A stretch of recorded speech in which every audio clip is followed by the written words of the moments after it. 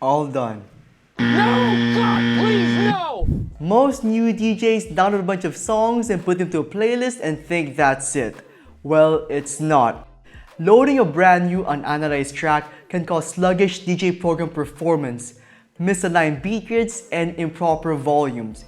And mixing new tracks is difficult if done for the first time as well. Like, how do you know when and where to mix? So in this video, I'm going to teach you how to properly prepare your tracks so that when you mix, it'll be perfect every time. Before we proceed, let me just let you know that all the songs I'm going to use in this tutorial are all available for download down below or right over here. So if you want to follow along, get those songs. Anyway, the first thing you should do when you download a bunch of tracks is analyze them. So here's how to do this on Serato and on Rekordbox DJ and on Tractor. Analyzing your tracks will do three things. Number one, it'll beat grid them properly so that when you mix or press the dreaded sync button, the tracks will match perfectly.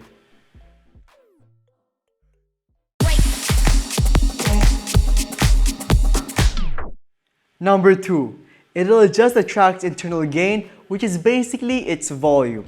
So you have to understand that not all tracks have the same inherent volume level. Some are louder and some are just softer. So by analyzing your track, the software will automatically adjust their inherent volume so that when you mix, each track will be properly balanced with each other.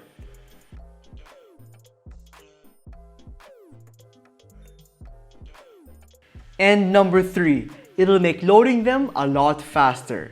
You see, when you first load a new track, the software will automatically analyze them, and doing so live may cause your program to slow down because analyzing songs take a lot of computer processing power.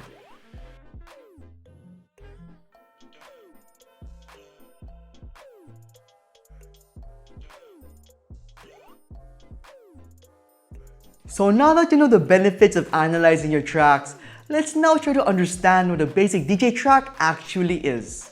Now, most DJ tracks have 32 to 64 beat intros, choruses, and outros, and this is all dependent on the genre and BPM.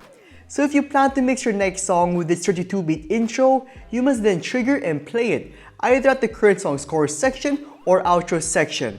But you have to do it on time and at the correct section or beat to get a clean and perfect transition down, because if you don't, something like this may happen.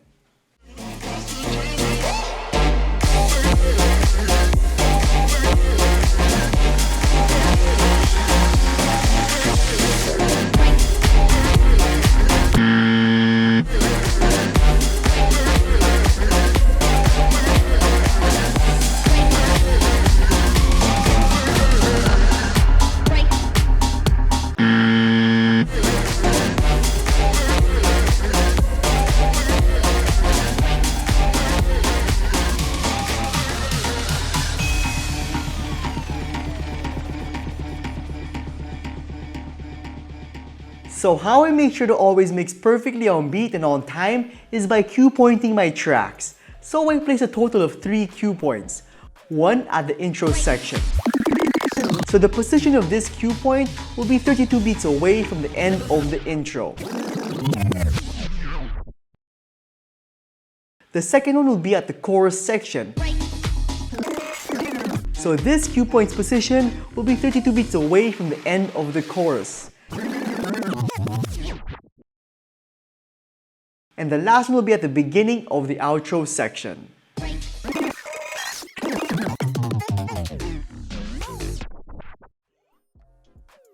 Now, if you want to make this process a lot easier and faster, then use the beat jump feature. This feature allows you to jump any number of beats forward or backward. So now your songs are properly cue pointed. Let's move on to getting the perfect mix every time. So the overall goal is to mix cue point A at either the current song's cue point B or C section. Since our next song's cue point A is 32 beats away from the beginning of the song, by mixing it at the current song's cue point B section, we will be certain that when the current song's chorus ends, the next song's beginning begins. Break.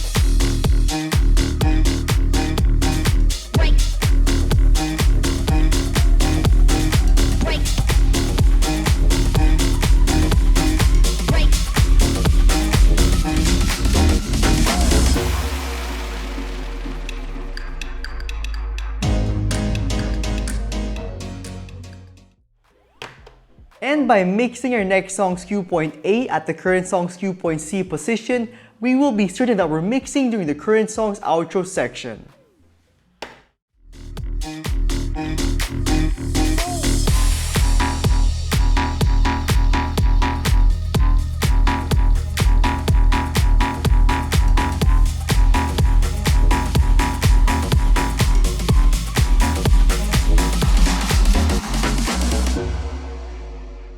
So if you want to mix perfectly every time, even with new songs, you have to properly analyze and cue point them. And I know, it's a big hassle, but believe me, it's pretty worth it in the long run. By doing this tedious process, you now also gain the ability to either mix fast or mix slow with any of your songs. So, if you want to mix fast, then mix at the current song's cue point B position. I usually do this if I see the crowd is not enjoying the current song. And if you want to mix slow, then mix at the current song's cue point C position. And I usually do this if I see the crowd is enjoying the current song. Now, deciding when and where to mix is up to you because you're the DJ and hopefully now you're a better one at that. Hey, you've reached the end of the video and the question of the day is, are you obsessed with your tracks and properly labeling and arranging them, or do you just not care? Let me know in the comment section down below and I'll see you all in the next one.